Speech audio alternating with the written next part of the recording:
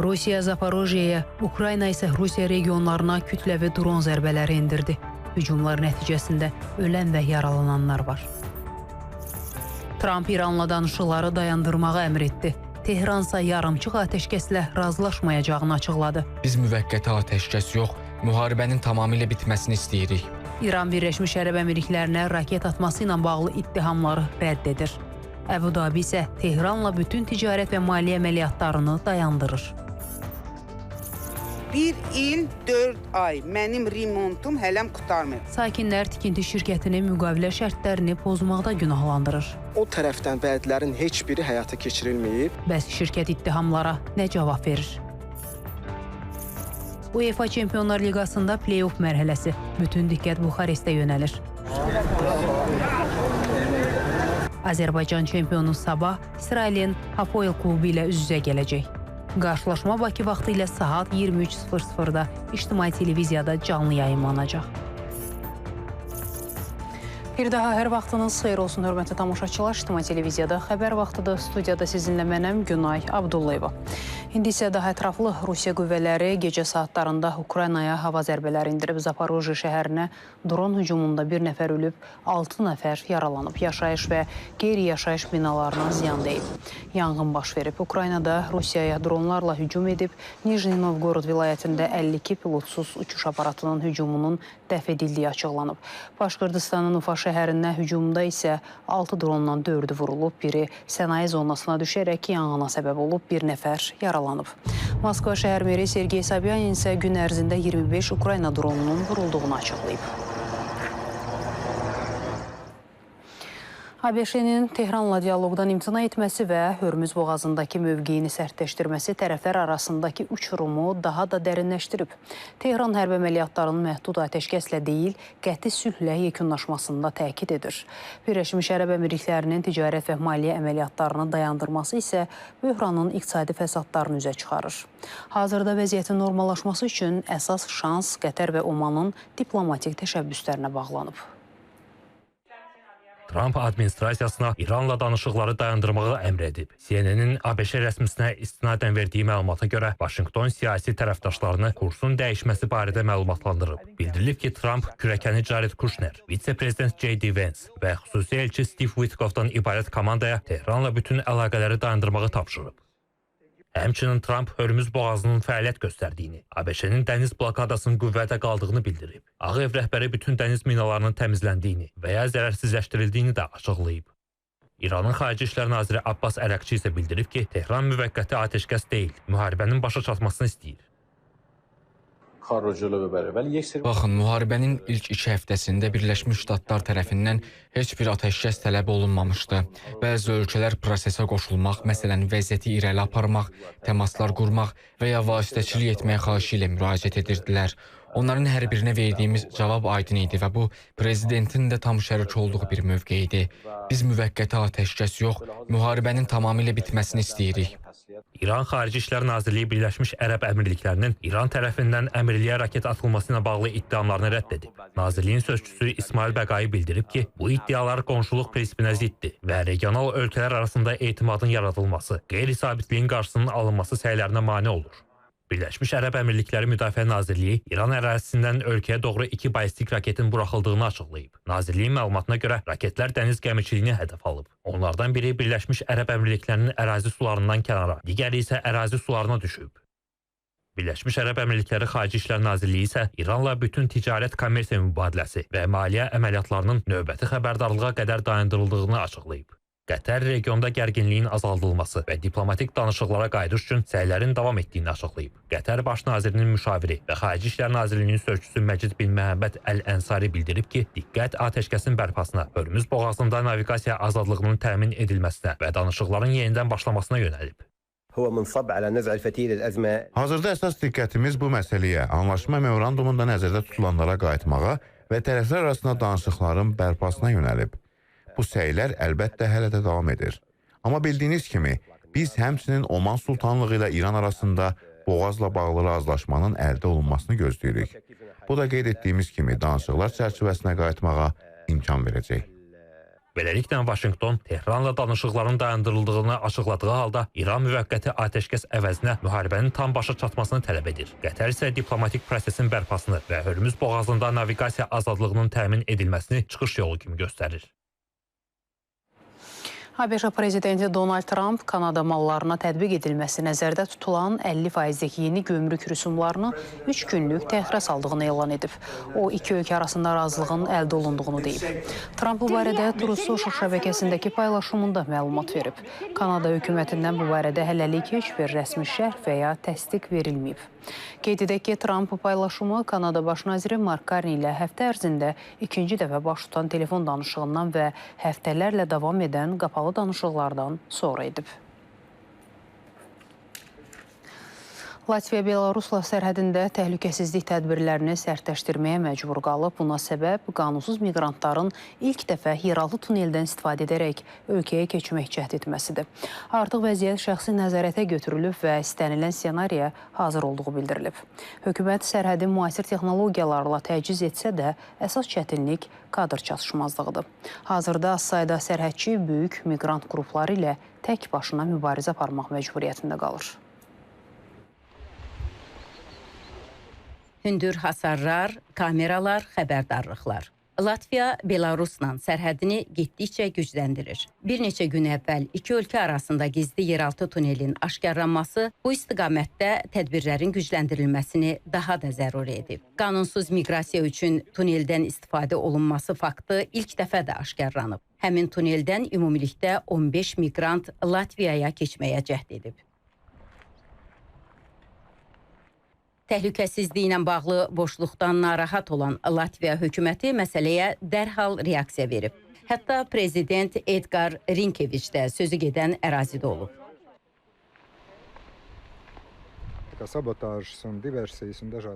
Dünyada diversiyaların, təxribatların və müxtəlif növ provokasiyaların artması baş verir. Başqa bir müdaxilə növü mümkündürmü? Hazırda biz istənilən ssenariyə hazır olmağa çalışırıq. Biz NATO müttəfiqlərimizlə birlikdə sərhədlərimizdə baş verənləri çox diqqətlə izləyirik.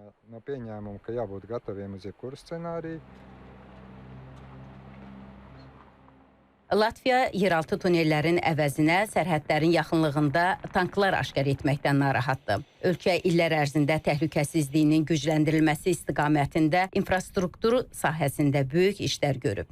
Yeni patrul yolu, körpülər, kameralar və sensorlarla təchiz edilmiş müşahidə qüllələri inşa edilib. Əgər birdən hərbi təhlükə yaranarsa, hazırda qoşunlar sərhəd yaxınlığında əvvəlkindən daha sürətlə cəmləşə biləcək. Lakin hazırda belə təhdidin baş verəcəyini göstərən heç bir əlamət görmürük. Hər bir xəbərdarlığa ciddi yanaşmaq lazımdır. Latviya sərhədlərini ən müasir texnologiyalarla gücləndirsə də ciddi bir problem qalır. İnsan resurslarının çatışmazlığı. Buna görə ölkənin dövlət sərhəd mühafizəsinə əlavə olaraq 200-ə qədər əməkdaş lazımdır. Saxlanılan şəxslərin sayından ən azı bir nəfər çox sərhədçi olmalıdır. Bununla belə, bugün reallıq belədir ki, 2 sərhədçi 20 nəfərlik qrupu saxlamaq məcburiyyətində qala bilər. Əlbəttə, bunun öhdəsindən gəlmək üçün hərbçilər cəlb olunur. İlkin mərhələdə isə vəziyyət elədir ki, bir qrupu 2 sərhədçi təqib edir. Latviya bu problemlə üzləşən yeganə Avropa ölkəsi deyil. Qonşu Litva da oxşar problemlə qarşılaşıb. Yeraltı tunellər həmin ölkənin sərhədlərində də aşkarlanıb. Ümumilikdə 2026-cı ildə Litvada sərhədi yeraltı yolla keçməyə 12 cəhd qeydə alınıb.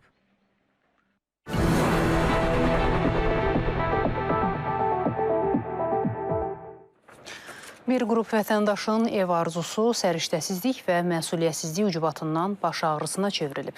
Bütün maliyyə öhdəliklərini vaxtında yerinə yetirənlər qarşılığında yarımçıq və qəzalı tikililər görüblər. Hətta mütəxəssislər də binanın texniki normalara zidd tikildiyini açıq şəkildə bildiriblər. Şirkətin gecikmələrlə bağlı bəhanələri isə artıq heç kəsi inandırmır. İndi zərər çəkənlərin əlindəki yeganə real silah qanuni hüquqlarını müdafiə etməkdir. Vaxtlayır bu divar. Yəni bu hələ heç nə deyil ha. Bir ayın hörgüsüdür. Bir aydan nədir? 1 il 4 ay. Mənim remontum hələm qurtarmır. Amma kontraktda isə yazılıb 4 aya mənə təhvil verməlidir. Ev sahibi olmaq istəyən bir qrup vətəndaşın arzusu havada qalıb. Onlar deyirlər ki, İS Qrup tikinti şirkəti ilə müqavilə bağlayıb ödənişlərini etsələr də, vəd olunan evlərini vaxtında təhvil ala bilməyiblər. Müqaviləyə əsasən isə evlərin 4-5 ay ərzində tam hazır vəziyyətdə təhvil verilməsi nəzərdə tutulub. Lakin müddət başa çatsa da işlərin böyük hissəsi tamamlanmayıb. Ortada müqavilə var. Yəni müqavilədə də göstərilən vaxt var, verilən vəd var, verilən məbləğ var. Bunlar hamısı mən tərəfdən olunub. Amma o tərəfdən vədlərin heç biri həyata keçirilməyib. Ən azından da ki, təsəvvür eləyin ki, müqavilədə qeyd olunub ki, 20 il evin tikintisinə, təmirinə zəmanət verilir. Siz indi təsəvvür eləyin ki, ev bu vəziyyətdədir. Bir ilin evi deyil hələ. 27.000 manat qaba inşaat üçün pul ödənilir. Digər şikayətçi isə müqavilə üzrə razılaşdırılan məbləğin isə sonradan artırıldığını deyir. Son danışığımız olub ki, mənə səsli mesaj göndəribdir ki, bəs belə Zaur, sizlə görüşəcək, işinizdə görüləcək, təmir olunacaq. Ancaq söz vermirəm nə vaxtsa görüləcək. Yəni ki, bir ildən artıqdır biz gözləyirik. 2025-ci ildə may ayında olan hadisədən bu qədər vaxt keçib. 57 minə müqavilə bağlamışdıq. Hal-hazırda 65 mindən çox pul verilmişik. O da ki, səbəblər odur ki, əvvəl danışdığımız materiallara görə bir summa idi. İndi yavaş-yavaş summalar qalxır, hər dəfə başqa bir şeylər ortaya çıxır. Evlərin sahəsinə görə dəyən ziyanın məbləği də müxtəlifdir. Pulunu alır, amma bir iş getmir. Ondan soruşuram, dedi ki, bəs düzələcək. 3-4 aydan sonra mənə deyib ki, bəs sizə mebel uca lazım olacaq sifariş eləməyə. Dedi, mənim mebel ustamda var, istəyirsinizsə onu da şimdi. Mən də belə fikirləşdim, 10.000 manat pul alıb mebelə görə. Evə görə də 60.000 manat pul alıb. Şikayətçilər həmçinin evlərdə görülən işlərdən də narazıdırlar. Onların fikrincə yarımçıq tikillər artıq indidən qəzalı vəziyyətdədir. Tikilinin nə dərəcədə etibarlı olması ilə bağlı mütəxəssis rəyini də öyrəndik. Bu qoşa divardır, əhəng daşıdır, mişar daşıdır. Bu divarla, bu tək qat divar birləşmə olmalıdır. Burada heç bir sahədə birləşmə yoxdur. Və plus divarda əyrilik var. Bu divar yıxılıb bu tərəfə, o bir divarda bu tərəfə yıxılıb. Yəni burada heç bir şey armatürün əkilməsindən birmənalı şəkildə heç bir tikinti normativlərinə icazə verilmir. Yəni düzgün aparılmayıb bu iş. Sokol hissəsi qalmaq şərti ilə qıraq divarlar, hörgülər sökülüb yerə qoyulmalıdır. Birmənalı şəkildə beton konstruksiya və metal konstruksiya ilə bu tikinti icra olunmalıdır. Şikayətçilər onu da iddia edirlər ki, evlərində çalışan ustalar maaşları tam ödənmədiyi üçün işlərini yarımçıq qoyublar. Biz də məsələnin nə dərəcədə doğru olub-olmadığını öyrənmək üçün ustalardan biri ilə əlaqə saxladıq. Ödəniş baxımından hər hansı bir problem olub? Olub, vaxtı ilə çox olub o. Onu müəllim özü də bilir. Bəli, vaxtında pulumuz olmadı, gedə bilmədik, gələ bilmədik. Orada kollektiv şəkildə olmuşuq da, 4 nəfər, 3 nəfər, 4 nəfər ikisi olmuşuq, yoldaş olmuşuq. Amma ona görə də, o məsələyə görə də oraya yaxın gedən olmadı ki, biz gedib evimdə kimləsə borc alıb gəlib tikinti aparatı da öyrəndik. Məsələ ilə bağlı şirkətin də mövqeyini öyrəndik. İS Qrupun nümayəndəsi işlərin gecikdiyini etiraf etsə də, prosesin yaxın günlərdə tamamlanacağını dedi. Yubanma nə qədər olub? Yuvanma xanım çox olub. Nə qədər? Təqribi?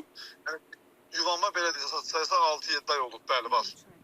1 il 3 ay keçib üstündə. Amma şikayətçilər iddia edirlər ki, 1 il 3 aydır yubanma. Nurani xanımla bağlı oktyabr ayının sonuna kimi təhvil veriləcək. Ayda xanımla da bağlı onun ustaları hardasa 10-13 gündən sonra boş olacaq. Gəlib işlərini görəcəklər. Bəs belə hallarda vətəndaşın hansı hüquqları var və müqavilə şərtlərinin pozulmasına görə şirkət hansı məsuliyyəti daşıyır? Hüquqşünas Ramil Əfəndi deyir ki, müqavilədə nəzərdə tutulan öhdəliklər yerinə yetirilmədikdə vətəndaşlar məhkəməyə müraciət edərək dəymiş zərərin ödənilməsini tələb edə bilərlər. Bununla yanaşı tikinti şirkətinin öhdəliklərini yerinə yetirməməsi mülki məsuliyyət də yaradır. İndiki halda tikinti şirkətinin deməli vətəndaşlar qarşısında götürmüş olduğu öhdəliklər icra olunmalıdır. İcra olunmadığı təqdirdə mütləq şəkildə mülki məsuliyyətləri yaranmış olur. Mülki məsuliyyətin əsas tələbi ondan ibarətdir ki, tərəflərin bir-birinə qarşı vurmuş olduğu zərərlər tərəflərin birinin iddiası əsasında və ya məhkəmənin qüvvəyə minmiş qərarı əsasında tələb oluna bilər. Bundan başqa vətəndaşlarda tikinti şirkətinin onları aldatmaq niyyəti ilə bağlı şübhələri varsa, bu barədə hüquq mühafizə orqanlarına da müraciət edə bilərlər. Nəzrin Müşfiq qızı Qadir Əliyev, İTV Xəbər. Davam edirik. Gündəlik həyatımızda daha bir vərdişimiz rəqəmsallaşır. Artıq ödəniş etmək üçün əlimizi cibimizə atıb kart axtarmağa ehtiyac qalmayacaq. Üz tanıma texnologiyası vasitəsilə həm vaxta qənaət edirik, həm də təhlükəsizliyimizi artırırıq. Canlı test yoxlamaları sistemin etibarlılığına tam zəmanət verir. Hazırda 3 stansiyada sınaqdan keçən bu yenilik tezliklə həyatımızın digər sahələrinə də daxil olacaq. Artıq müştərilər fiziki karta və nağd pula ehtiyac duymadan sadəcə üz tanıma ilə ödəniş eləyə bilirlər. Bunun üçün onlar postterminaldakı kameraya yaxınlaşırlar. Və saniyələr ərzində kartdan ödəniş çıxılır və əməliyyat tamamlanır. Ödəniş zamanı istifadəçinin üzü əvvəlcədən sistemdəki məlumatlarla uyğunlaşdırılaraq kimliyi təsdiqlənir. Bu prosesin əsas üstünlüklərindən biri ödəniş üçün əlavə fiziki vasitəyə ehtiyacın olmamasıdır. Beləliklə, gündəlik alış-veriş zamanı ödəniş prosesi daha sadə formada həyata keçmiş olur. Vaxt qənaəti olaraq ən birincisi, yəni çox vaxt sərfiyyatı olacaq. Təhlükəsizlik, yəni indiki zamanəyə görə bu dərəduzluq çoxaldığına görə bu çox əla bir fikirdir. Elə ən belə müsbət tərəfləri məncə budur. Sistem istifadəçinin biometrik məlumatlarını qoruyan və ödəniş zamanı əlavə təhlükəsizlik təmin edən texnologiyalarla işləyir. Əgər biz müasir həllərə baxsaq, üz cizgilərinin xüsusi alqoritm vasitəsindən biometrik şablona çevrildiyini görə bilərik. Sistemdə isə çox vaxt sizin fotoşəklinizi olduğu kimi saxlamır, üz cizgilərindən yaradılmış rəqəmsal məlumatlardan istifadə olunur. Bu məlumatların qorunması üçün isə şifrələmə texnologiyasından istifadə olunur ki, biometrik şablon həm cihazda, həm də serverdə ötürülərkən şifrələnir. Ödəniş prosesində isə tokenizasiya deyilən yanaşmadan tətbiq oluna bilir ki, bu zaman kartın və ya hesabın real məlumatları birbaşa əməliyyatlarda istifadə olunmur. Onların yerinə xüsusi rəqəmsal token istifadə olunur. Yəni, token ələ keçirilərsə belə, kartın birbaşa məlumatlarını ələ keçirmiş olunur. Üz tanıma texnologiyasının ödəniş sistemlərinə inteqrasiyası ilə yanaşı, təhlükəsizlik məsələsi də ön plandadır. Sistem ödəniş zamanı istifadəçinin kimliyini üz tanıma vasitəsilə təsdiqləyir. Bu isə əməliyyatların məhz kart sahibinin özü tərəfindən həyata keçirildiyini təsdiqləyir.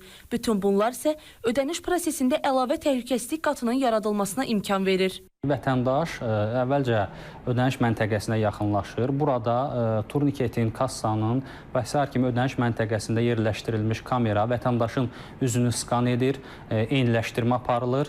Daha sonra aldatma cəhdlərinin qarşısının alınması üçün təbii ki, canlılıq testi aparılır. Burada vətəndaşın həqiqətən də kamera qarşısındakı şəxsin özü olub-olmadığı müəyyən edilir və daha sonra artıq vətəndaşın elektron pul qabısından ödəniş çıxılır. Qeyd elədiyim proses cəmi 1-2 saniyə ərzində baş tutur və bununla da artıq vətəndaşlar sürətli, təhlükəsiz və etibarlı şəkildə ödənişi həyata keçirmiş olurlar. Hazırda Azərbaycan dəmir yollarına məxsus 3 stansiyada Simapay üz tanıma ödəniş üsulundan istifadə olunur.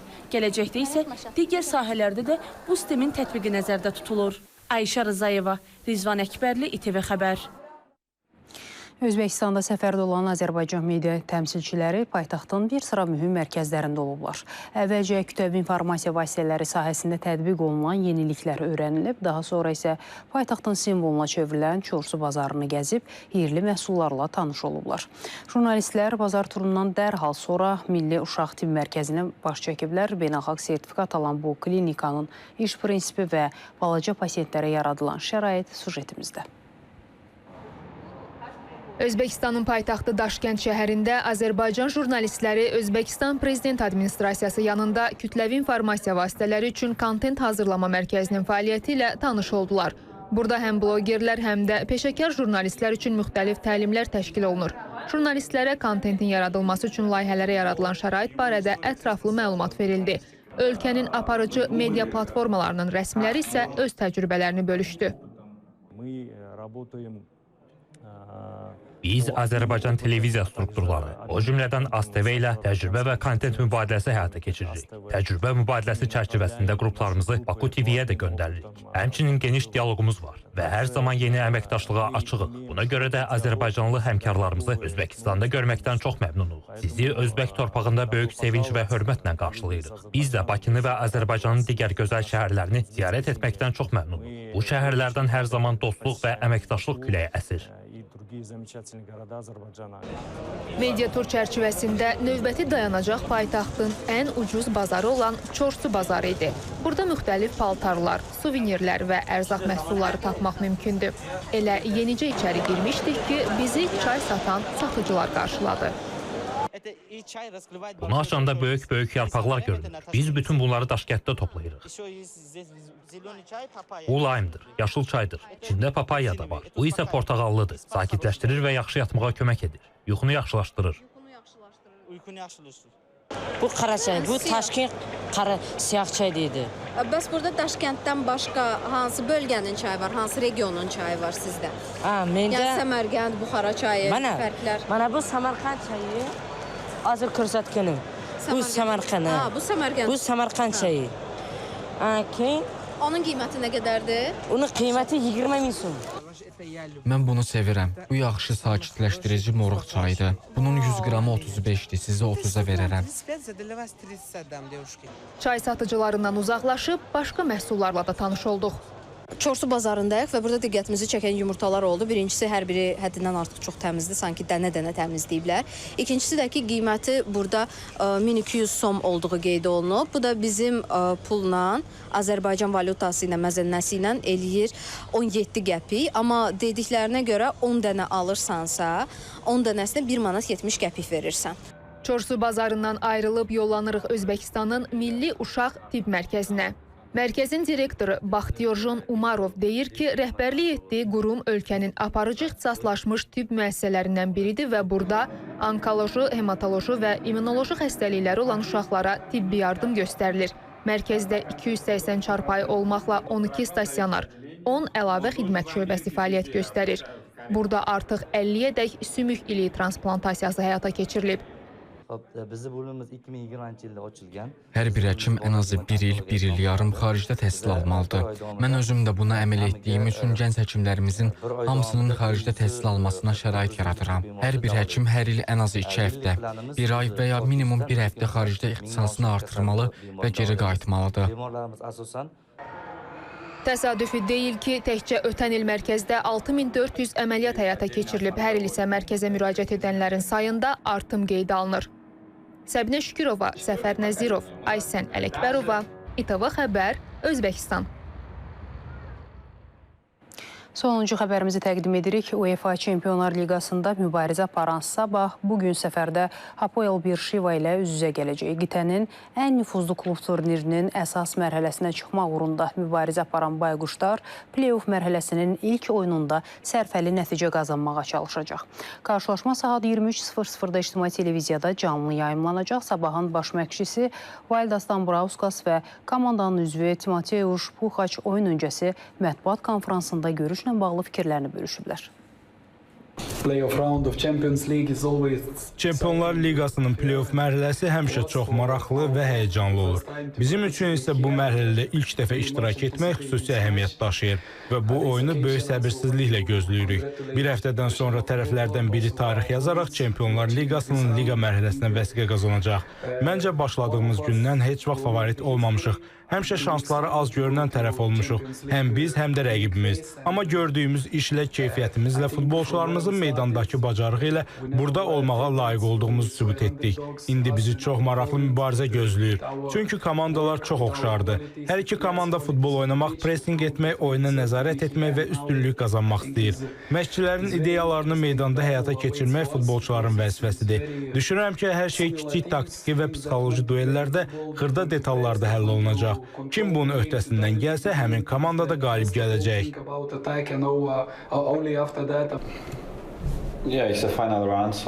Bəli, bu son mərhələdir. Buna görə də Çempionlar Liqasının əsas mərhələsinə yüksəlmək üçün şanslar çox böyükdür. Amma dediyim kimi bu hər iki komanda üçün eynidir. Düşünürəm ki, hər iki komanda oxşardır. Biz qalib gələcəyimizi düşünürük, amma onlar da növbəti mərhələ haqqında düşünürlər. Ona görə də son nəticəni Bakıdakı oyundan sonra biləcəyik.